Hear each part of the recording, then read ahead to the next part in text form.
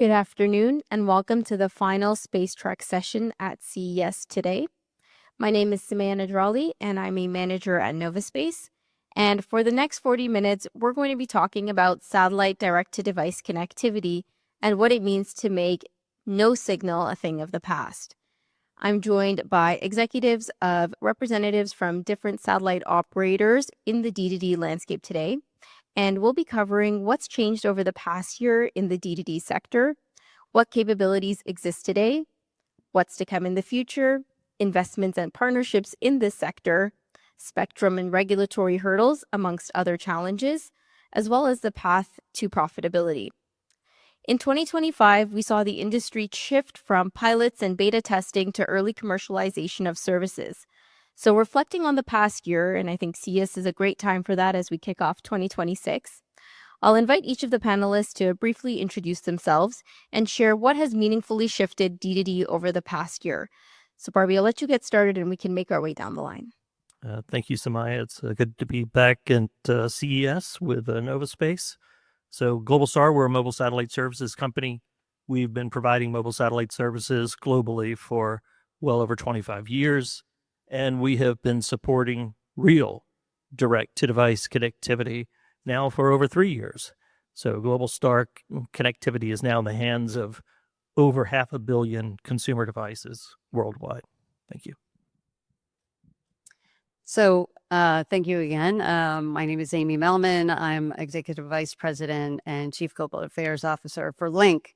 Lynk is a company that about 7 or 8 years ago came up with this funky idea of direct-to-device and trying to get a signal from a satellite in low Earth orbit to your unmodified phone, essentially to be a cell tower in space.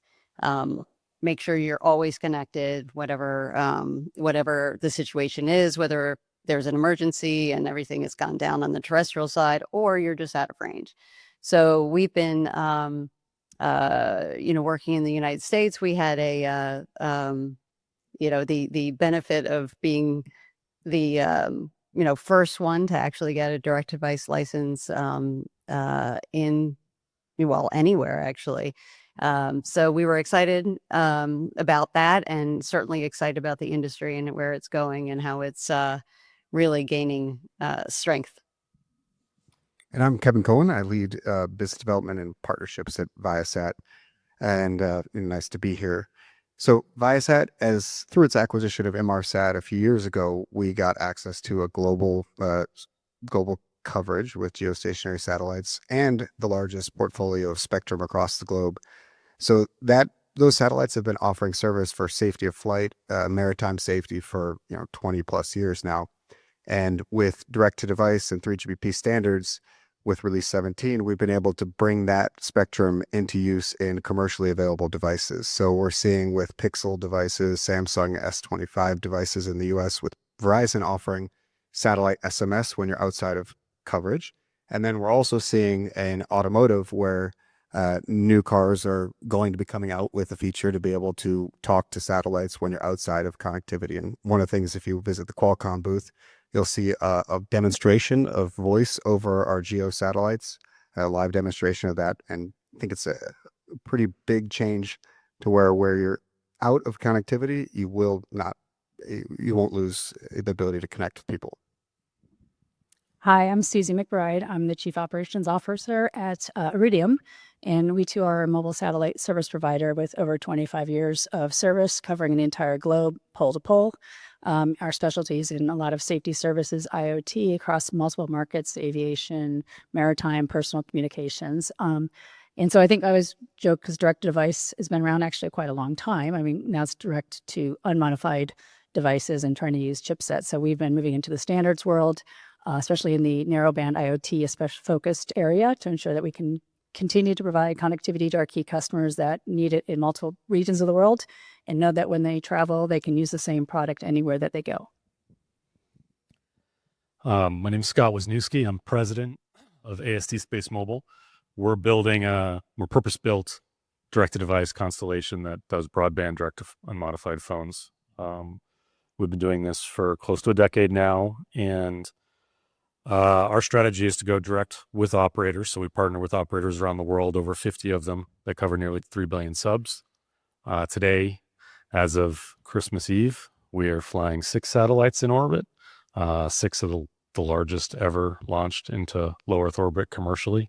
And, a lot of discussions and last couple of months have talked about the importance of putting big things into orbit. And that's one of the things we've always focused on is how to put a big satellite into orbit in order to connect to a small device very far away. And so we're entirely focused on the direct-to-device opportunity. Our strategy is broadband, and we build our own satellites here in the United States and Texas. And 2025 was a really important year for us because we started it off with a long-term rights acquisition of L-band spectrum in January.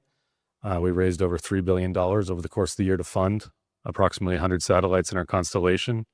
And we advanced significantly some of our partnership agreements, including with Verizon in the United States and Vodafone in Europe and Bell in Canada. So these are some of the big things that we've done in 2025, and we're very eager to get going in 2026.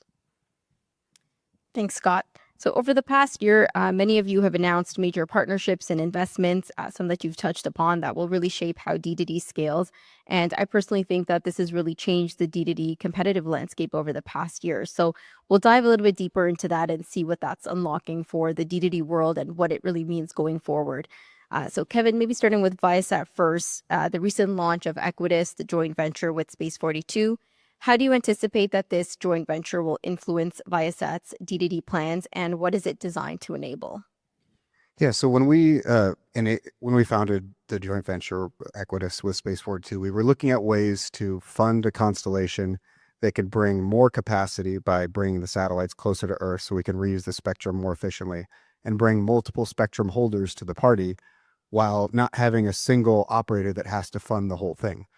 So when we came up with basically a space tower approach, it allows for a different funding profile, a different return, and it allows multiple companies to actually get access to those towers to enable different types of service for their customers, whether it's existing customers, whether it's future applications. And we're anticipating that in the next few months, we'll be making additional announcements about that constellation. But, we're expecting launch in the 2028, 2029 timeframe. And it will always be backed by the GEO satellites that we have that are operating today by bringing this LEO constellation as well to offer better services. So Scott, AST is also bringing together, an ecosystem of mobile operators, many that have also served as strategic investors, maybe honing in on the Vodafone partnership and the SATCO joint venture. How do you anticipate that this will strengthen AST's D2D strategy, and how will it help expand into regions outside of North America, like Europe? Well, like I said, our strategy is to go exclusively to market with the mobile network operator. We do it typically as an add-on basis with a revenue share. We split 50-50. And so that's enabled us to get early investment over the years from Vodafone, AT&T, Verizon, Google, Bell Canada, Rakuten. And then even this year, we signed up a 10-year agreement with STC in Saudi Arabia across the MENA region. So we really focus on partnerships because we don't have all the assets to go to market with 6 billion subs that use phones today. So partners are in our DNA. Vodafone's been a very early supporter. They've invested in us 3 times, and so we took the decision to make a joint venture with them about a year ago. That is an entity in Europe that allows us to go to market and kind of strengthen the reach. So it's like a distribution entity for us in Europe. So rather than just focusing on UK, Germany, Spain, France, the big markets, it allows us to not only hit the big markets, but also expand beyond the Vodafone footprint and go across the entire member states of the union. So we've signed up to date 21 of the member states to initial MOUs and basically look to use that as an entity to drive utilization across Europe. Lynk also recently announced plans to merge with Omnispace. So Amy, curious to hear your thoughts on how Omnispace's merger plans will influence Lynk's D2D path and what becomes materially easier because of this transaction. Sure. As we started this whole this venture into D2D, we were very much focused on the MNO spectrum. We still are definitely working with the MNO partners. We have, I think, 52 or so around the world. But with the Omnispace merger, that actually brings a lot of MSS spectrum, 2 gigahertz spectrum to the table. That's going to be really important. I think a lot of us are going to be looking to blend those two opportunities to bring that seamless connectivity to the customer, make sure that we have enough capacity to offer those more advanced services as we go forward. I would be remiss if I didn't also mention a very, very key strategic partnership as well with SES that we have. That is going to be very, very important to our build. We are utilizing some of their infrastructure, making sure that we do this much more efficiently and effectively so that we can actually provide those benefits on, and those lower costs onto the consumer. So they are a very strategic partner of ours in this as well, along with the MNOs who are basically our sales force. So, but this is all very exciting for us, and we're hoping to, get this system up and operational sooner because of it. Iridium has also partnered with several operators and service providers to support the NTN direct solution. So, Susie, curious to hear what has been the most influential or one of the most influential partnerships to Iridium over the past year or so. Yeah, well, there's a couple. Obviously, from the MNO standpoint, we have announced Vodafone and Deutsche Telekom, and what we're finding is, everybody wants to make sure they got lots of alternatives in pricing and options for ensuring that they got connectivity. About 2 years ago, we made the switch from only proprietary to GSM standards, and amazing support we got through going through the 3GPP process. And it was amazing how quickly we got our frequencies built into that. And now we've been developing that. In fact, we've been testing over the last couple of months and have done our mobile originated messages now using a Nordic chip. So Nordic is another key partner of ours in terms of a chipset. And we've got other partners we're working on but aren't officially announced yet. And so I think all of that is key in getting our infrastructure in line. We also have Syniverse to do some of our connectivity to ensure that we can, do the roaming agreements easily and work with all the big MNOs that are used to working in this realm. So those kind of partnerships, a lot of our ecosystem and products that we already build in our other proprietary type solutions, those customers are very anxious in wanting to, drive down some of their chipset costs where they can now do both cellular and satellite in one device. So, they're partnering with us in testing and coming in now that we've got our system up and running, which is a big change to how we used to do things.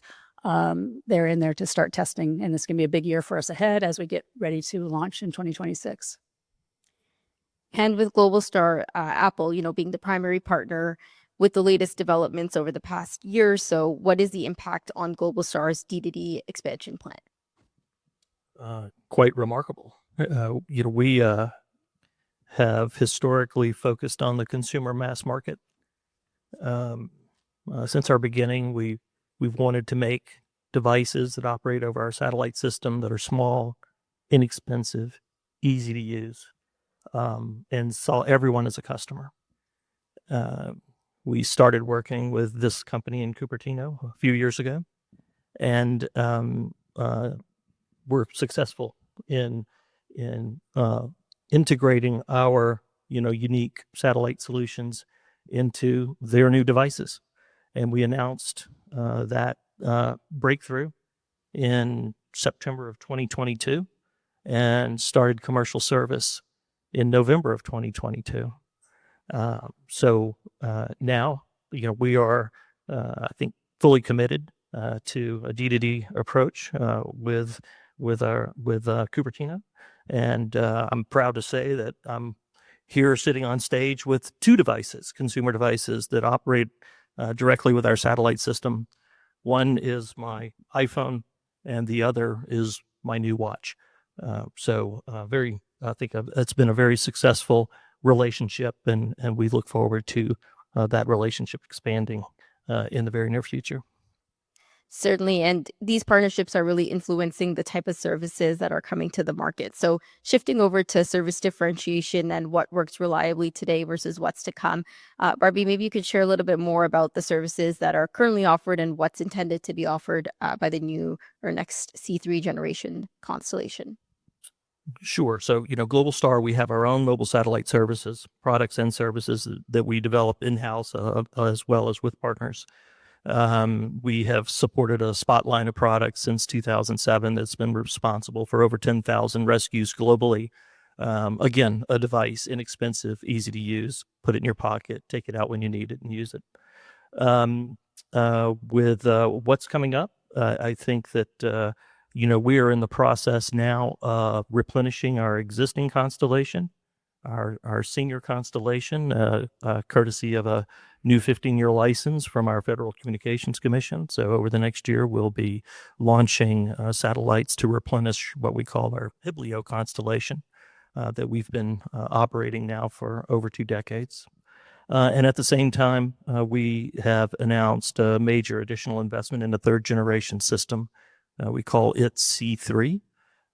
We are currently in the process, I guess I would say, in a global construction project where we are installing about 90 new ground station antennas around the world, proudly made in the United States, but being exported to approximately 25 countries, about 35 sites, all in preparation of launching our 3rd-generation constellation. So the ground infrastructure will be in place when we start launching those additional satellites in the not too distant future. This will provide, I think, of course, a expanded level of ability for us to support additional D2D features that will be announced in the future. Thanks. And I think Iridium is in a similar position to, being in the market offering D2D type connectivity for quite some time now. So maybe Susie, just sharing some thoughts on how Iridium's NT and direct solution is really augmenting what Iridium already provides to the market today.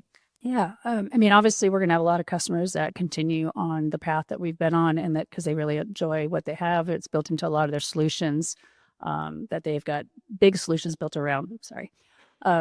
But for the end-to-end direct solutions, where the expansion comes for us is some of our current partners, but also there's a lot of situations in solutions out there. You always use an example of one where, some Brazilian solutions for farming called once, and they wanted to know about using satellite because the cell networks weren't as reliable. They had outages, but it's a very kind of fixed place. And so having a chip that does both, that can use the cellular but then roam on to a satellite solution like Iridium's end-to-end direct, is a great way to supplement and grow the market in that way and expand in places that weren't traditionally looking at satellite solutions.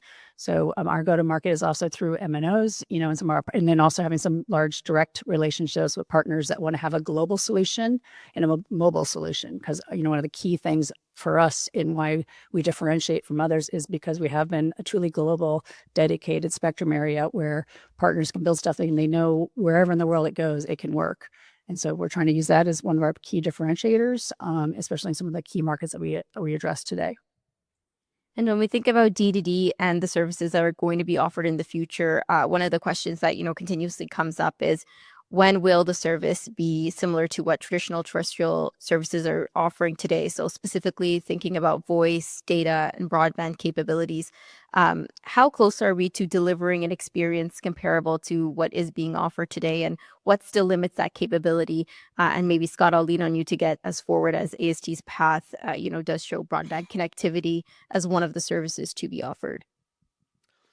I think, when you think about direct-to-device and you think about making it useful to everybody, you want the phone to just work, right? The phone in your pocket that doesn't work, you want it to just work. We all want it to just work. That feeling when the phone doesn't work and you're just sitting on $1,000 in your pocket, it just drives you nuts, right? So it's really all about how do you bring to bear something that's like terrestrial connectivity. And that's why we've gone from the beginning for a very big satellite in orbit that can support big throughput, and why we've acquired spectrum rights to do so, and why we've partnered with the operators. So we're not only looking at 100 megahertz of MSS globally, we're looking at 1,000 megahertz of cellular spectrum globally. So those factors, keeping the pipe big, keeping the antennas big, so that the phone can ultimately experience better than 3G, LTE or even 5G is critical. And so it's a network infrastructure thing.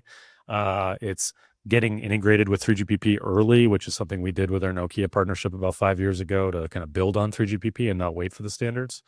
So having those solutions to make it truly mass market so that you have a low friction experience that can be rolled out to the consumer mass market in a meaningful way, those are the facilitating factors. And so today, and since early 2023, when we have a satellite overhead, we can do cellular broadband. We can do video calls on the phone.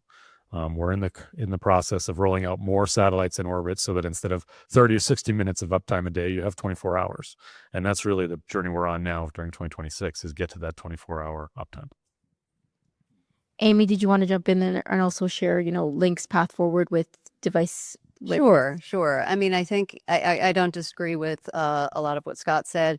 I will say, the goal in the first instance for those who are looking to actually get to a direct to unmodified device is to really look at the entire ecosystem throughout the world. There are a lot of people that have situations where they're not connected. They can't buy that $1,000 new phone and might not even be able to in the next, couple of years when those new phones with, the various additional MSS bands are actually included. So we want to make sure that we are actually including all of these various, devices, the 2G, 3G, 4G devices that may stay out there for a while, right? So we are looking forward to having all of that legacy set of devices connected. We are going to be building over the next couple of years, making sure that we can actually do that, along with providing, as I mentioned, the MSS service opportunity as well, the additional capability capacity. But I really do think it's very important to make sure that we get to those folks in need in various places of the world that can't necessarily buy that new phone. So we're looking forward to, with everybody else in this room, making sure that we can address that opportunity. Certainly, and I think that leads me to one of my next points, which is talking about some of the enablers, of offering D2D connectivity, and one of that is really device readiness. So, what do you see today as the biggest blocker on the handset side, and what strategy, is your company implementing to ensure that handset and chipset adoption keeps pace with your network readiness? Well, yeah. So if we look at the device availability for MSS spectrum, there's a very limited amount of devices at this time because there's very limited capabilities that these satellites can offer today. But as we get to the point where we're offering near broadband, I think that the OEMs are going to open up to where you start out with the flagship devices, which you're seeing some of with Samsung and Pixel and Apple with proprietary waveforms. And it will eventually get down to where anyone who buys a device, whether it's a smartwatch or a phone or an IoT device, basically it will be embedded in everything. So we go from the legacy MSS operators total, there's a few million devices that are offering service today. This will move to the point where we've got billions of devices that all can connect. Maybe they aren't all paying for connectivity, but it's there and it's latent. And probably in the early 2030s, mid 2035s, you'll be at the point where just about every smartphone, every device will be able to talk to both cellular and satellite, and that just opens up a massive market opportunity for everyone. So we're building a low-band constellation first, and so the low-band constellation has the ability to switch between all the major frequencies in low band that are in the phones today. So in the U.S., for instance, we brought together AT&T and Verizon, who are jointly contributing 850 megahertz spectrum to our network, and so our satellites will be able to use 850 spectrum in the U.S. As well as 700 megahertz spectrum, which is FirstNet AT&T in the U.S. And around the world, we can use lots of different low-band spectrum that's already on the phone today. So it's important, I think, to the earlier point that, the backwards compatibility so that you can do today's phone is important. And then over time, you can supplement it with MSS frequencies, which is why we've made our acquisitions in the MSS throughout 2025. And that's another key enabler to offering D2D connectivity in the market today is really the spectrum access piece. We see approvals are still uneven across different markets, even with recent moves to secure MSS rights. So in your opinion, what is currently the biggest regulatory bottleneck that you're seeing today? Well, for Iridium, we don't have much because we have spectrum. So that's when you have spectrum, it's easy. But I mean, I do think there's going to be a lot of challenges for others going forward, especially as global rights to ensure that, a lot of our partners, especially the mobility markets, they need to ensure that it works wherever you go versus a localized or a country solution. So for those going after spectrum, it will be interesting. And the world's changing right now. A lot of it is becoming a little bit more nationalized and people not wanting to share as much as it used to be. So I think there will be a lot more challenges out there as people go after certain spectrum rights and how that's utilized and shared. I would just add that a lot of the regulators see this as an opportunity where they say, oh, now instead of just a few 100,000 devices in my country, every device can connect to the satellite network using these frequency bands. So I think there's a little bit of risk of regulators thinking that this is something that we can now, even with Iridium, Globalstar, Viasat, we're already licensed in these markets for this through NB-IoT or 5G NR waveforms. There may be additional requirements that could come down. It's not in Europe, not in the US, but it is going to be a blocker to full global coverage. Yeah, I would just add a little bit to that. First of all, certainly agree with what has been said, but there is a lag in various countries around the world as far as, just getting the infrastructure, as far as the regulations in place, that we can rely on to make sure that we have a stable licensing framework. So that is really, there's certainly leaders around the world that have done this in Europe and in the United States, of course.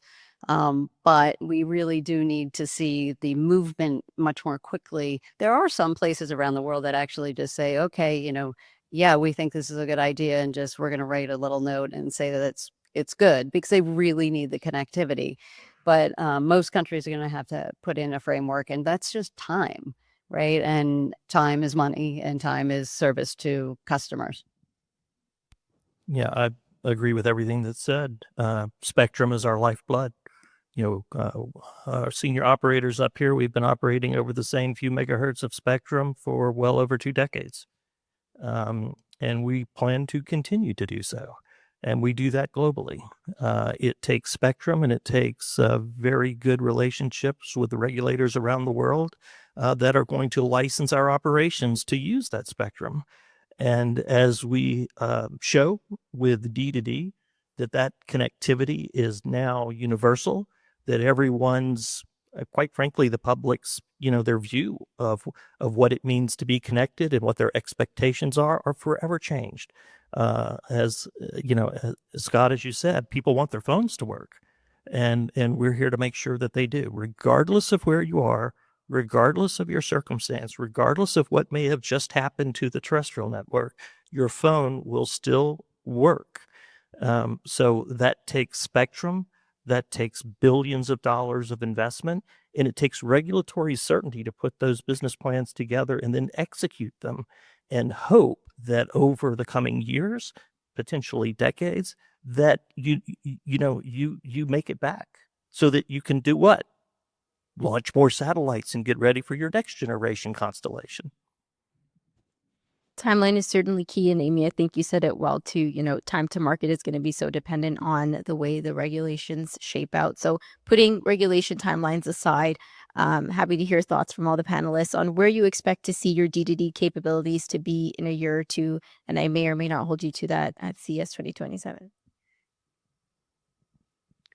Well, for Viasat, we already have NB-IoT service offered today over certain geographical markets, so we expect to see that expanded. We expect to see, there's been a lot of talk here about, direct to handset and handset services, but there are a lot of market verticals that can use the same spectrum and use the same satellites, and are today, whether it's cockpit communications or it's maritime communications for safety. So as we move forward, we're looking at expanding the number of devices that can actually connect to our network, and then expanding the service capabilities. So one of the nice things about a LEO constellation is that you can launch more satellites, different orbital planes, and improve the service quality, which means that your spend profile is changing as there's devices, as there's revenue. So you'll see a constant evolution and increase and improvement of the services over time. Yeah. So for Lynk, I would say our combined Lynk, the Omnispace SES venture will evolve over the next 2 to 3 years. I would say the very, very nice thing about having SES as a partner is we're going to be able to use the multi-orbit infrastructure to do some things a little bit quicker. So that is a huge advantage for particular services. So I'd say about 2 to 3 years, it'll start out as, he was saying, with lighter services as we start out, because you can only do so much with the satellites until you have a full complement of satellites for the seamless connectivity. We're supporting substantial D2D connectivity today, and our capabilities will only improve with the investments that we're making and the plans that we've announced. And for us, I mean, this is our big year for the N10 Direct launch, with many more announcements and things to come as that service and continues to build out.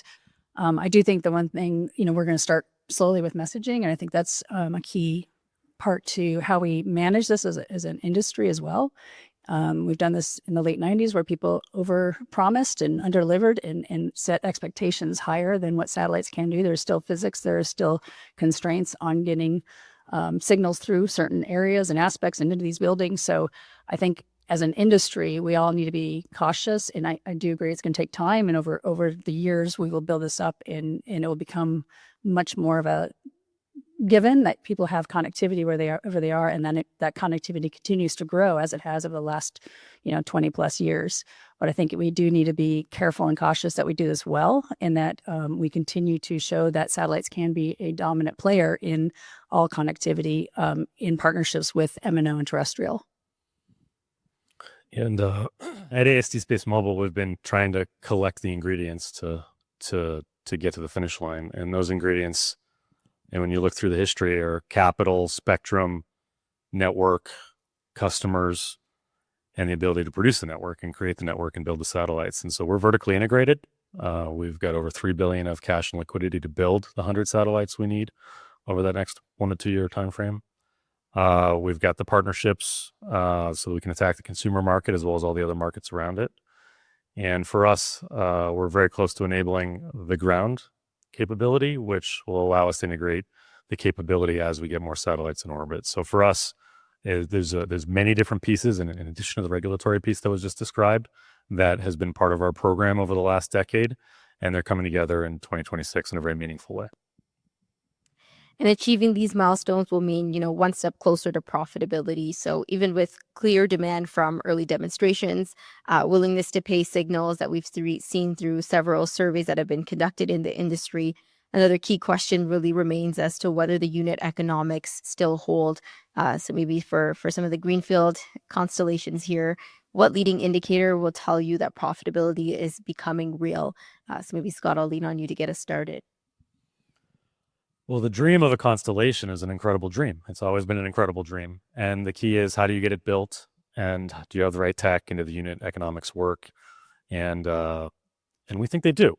We think the key unlock here is access to the 6 billion phones in the world through the MNOs, who have hundreds of millions of subscribers each, and doing it in a low friction way. And we think that the demand for connectivity is incredibly it's increasing every year. It's insatiable. It's growing with every generation. So we believe that demand is significant. The market surveys you mentioned that are public, as well as everyone else's that have been done privately, including with over 50 MNO partners we have globally, indicate that it's going to be there. And so for us, you need the demand, obviously. We think the market's going to be tens of billions of dollars at the end of the day. And you need the unit economics. And for us, it's about getting satellites up in orbit and being able to support that fixed cost base, which we think we have. And so for us, the flow through margins are going to be incredible for this, even if the demand is a fraction of what we think it is. And we think the demand is going to be pretty incredible.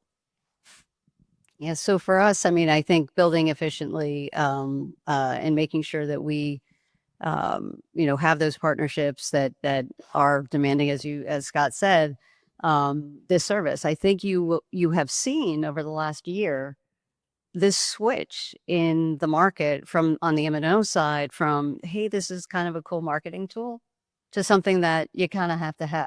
as part of your service.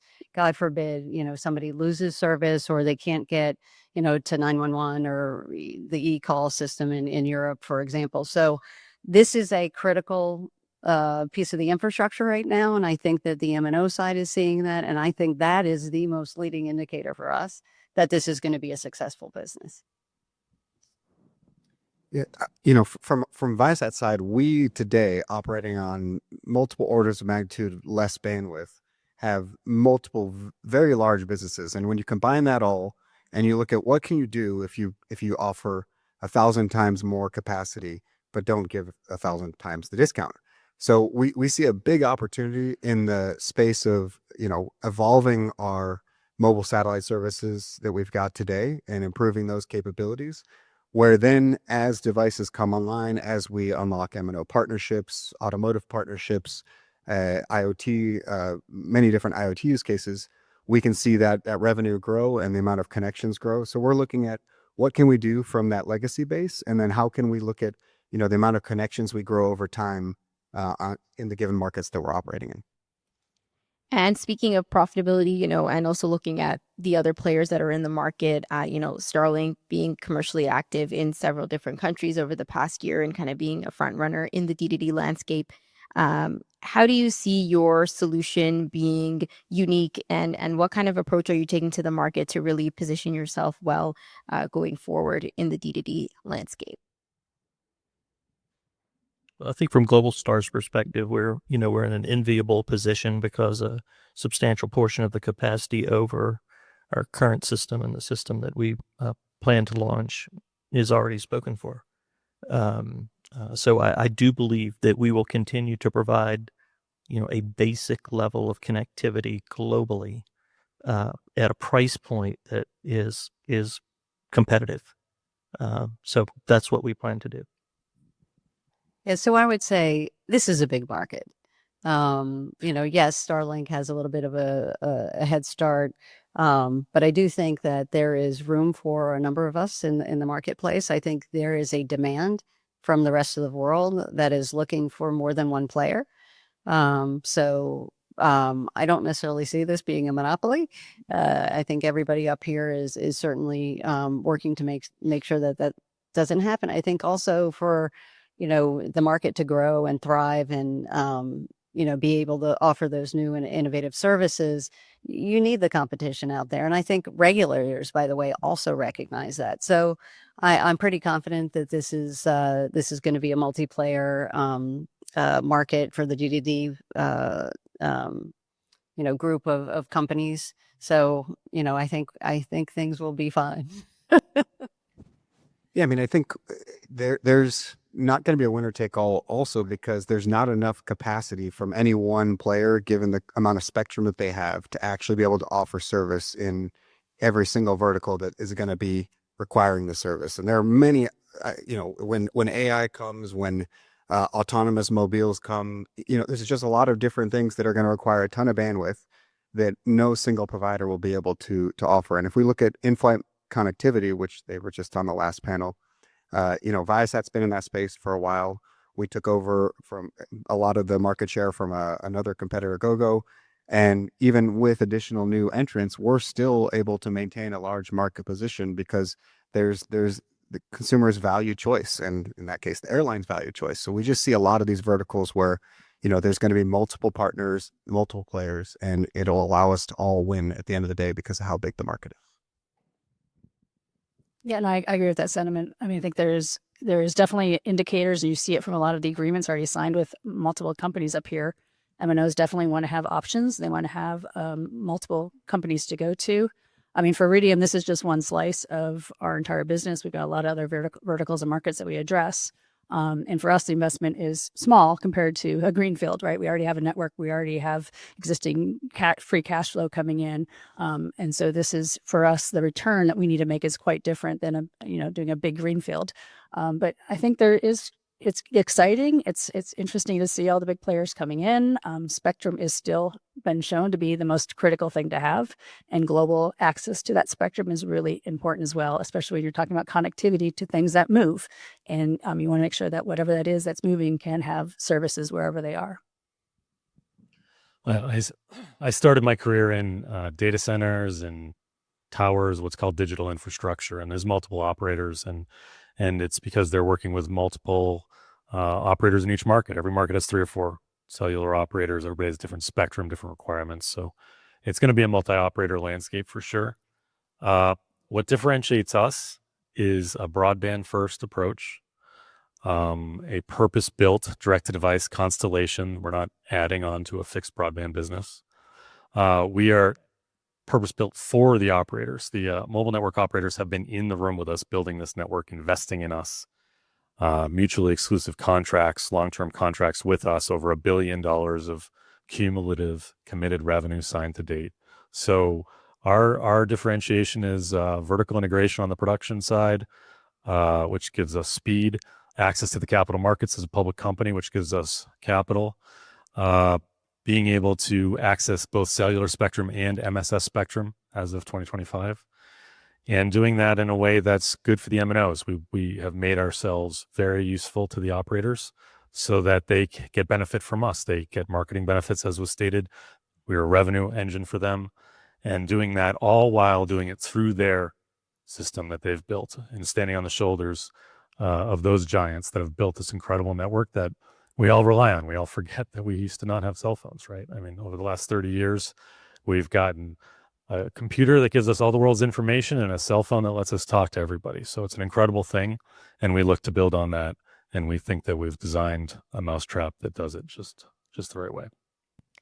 Thanks, Scott. Thank you, everyone, as well. We're coming to the end of our session here today. So special thanks to the panelists and all those who attended for making this such a great conversation. And I wish you a great rest of the week at CES. Thank you.